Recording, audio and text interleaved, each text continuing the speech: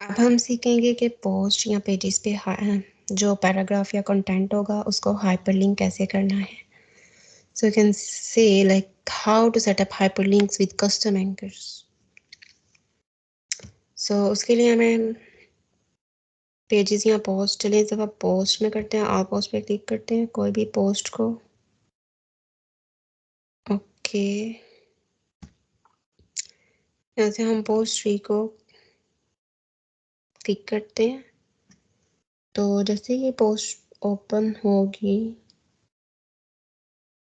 हम यहाँ पर कोई सा भी पैराग्राफ एंटर करेंगे.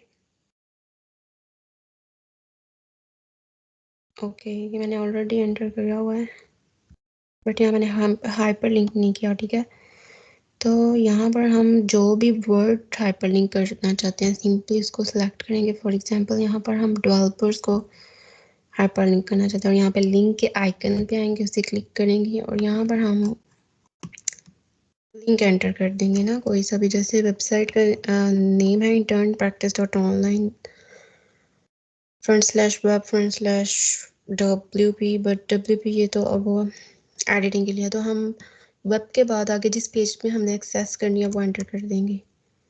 ठीक है, तो मैं लिख दूंगी आगे, इसके आगे लिख दूंगी पोर्टफोलियो, ताकि डेवलपर्स का पोर्टफोलियो यहाँ को हम एक्सेस मिल सके यहाँ से डायरेक्टली. ठीक है,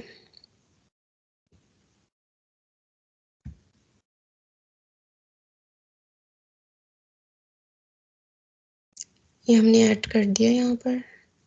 अब हम चाहते हैं कि ये न्यू टैब पे ओपन हो, तो उसके लिए हम इसमें न्यू टैब मार्क कर देंगे. ठीक है, यहाँ से ओपन इन न्यू टैब पे जैसे हम इसे क्लिक करेंगे तो ये न्यू टैब पे ओपन हो जाएगा. ठीक है,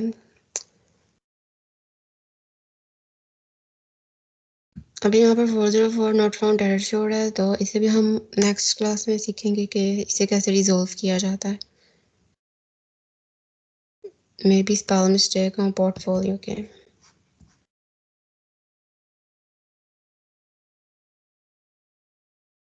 जो हमने यहाँ पर मेन पे दिए हैं ना.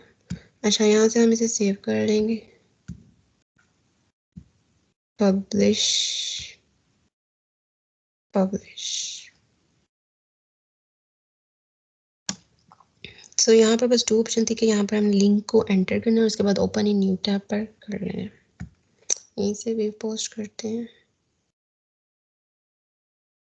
तो यहाँ हमें पोस्ट ऐसे शो हो रही होगी. ड्यू टू ये पोस्ट दैट्स वाई यहाँ पे हमें सबमिट अ कमेंट की ऑप्शन ऑलरेडी से मिलती है.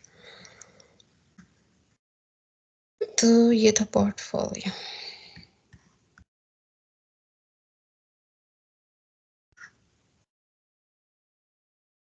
तो ये था कि how to set up hyperlinks with custom anchor.